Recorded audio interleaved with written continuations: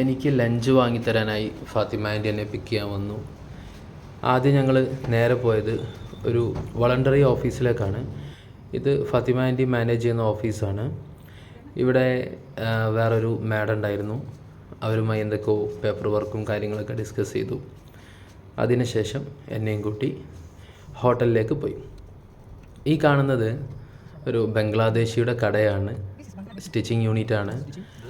ഇദ്ദേഹം ഇവിടുത്തെ ഏറ്റവും പ്രൊഫഷണലാണ്, ഭയങ്കര പ്രശസ്തരാണ്. എല്ലാവരും സ്റ്റിച്ചിങ്ങിന് അവിടെയാണ് കൊടുക്കാറെന്നൊക്കെ ഫാത്തിമ ആൻറ്റി പറഞ്ഞു. ഈ കാണുന്നതാണ് കൊംതാൻ ഓൾഡ് സിറ്റി. ആ ബിൽഡിങ്ങുകളൊക്കെ ഇവിടുത്തെ ഏറ്റവും പുരാതനമായ ബിൽഡിങ്ങാണ്. ഈ കാണുന്നത് പുതിയ സിറ്റിയുമാണ്. രണ്ടും ഡിഫറെൻ്റാണ്. ഇവിടെ ഞാൻ ചോദിച്ചപ്പോൾ അവർ പറഞ്ഞത് ഈ ഓൾഡ് സിറ്റി ഇവിടുത്തെ സർക്കാർ പൊളിക്കാതെ വെച്ചിരിക്കുകയാണ്. കാരണം അവിടെ ജീവിക്കുന്ന കുറേ ആളുകൾക്ക് അതാണ് ഏറ്റവും ഇമ്പോർട്ടൻ്റ്. അവരുടെ ജീവിതം മുഴുവൻ അവിടെയാണ്. അതുകൊണ്ട് അത് പൊളിക്കില്ല. പകരം പുതിയ നാടിൻ്റെ ഡെവലപ്മെൻറ്റിന് വേണ്ടി പുതിയ സിറ്റി അവരപ്പുറത്ത് ഉണ്ടാക്കിയിട്ടുമുണ്ട്. ഇത് ചിന്തിക്കേണ്ട കാര്യമാണ്. നമ്മുടെ നാട്ടിലാണെങ്കിൽ അത് പൊളിച്ചടക്കിയിട്ടുണ്ടാവും. ഞാൻ ഓർഡർ ചെയ്ത മെനു ആണ് ഈ കാണുന്നത്. ഈ ഒരു സൺസെറ്റ്. എൻ്റെ ഫുഡ് വന്നു.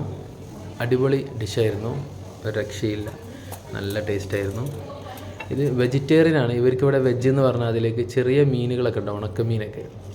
അതൊക്കെ ഇവർ വെജിലാണ് കൂട്ടുന്നത്. ഓക്കെ, വെജിറ്റേറിയൻ ഓർഡർ ചെയ്താലും അങ്ങനെ വരും. പിന്നെ ഫുഡ് കഴിച്ച് കഴിഞ്ഞു. ഇതാണ് ആ ഹോട്ടൽ. ഇവിടെ എൻ്റെ കണ്ണ് പോയത് ഇതിൻ്റെ മുകളിലേക്കാണ്. ഒരു അടിപൊളി ലുക്കുള്ള വാട്ടർ പ്ലാന്റ്, നല്ല രസമുണ്ടായിരുന്നു.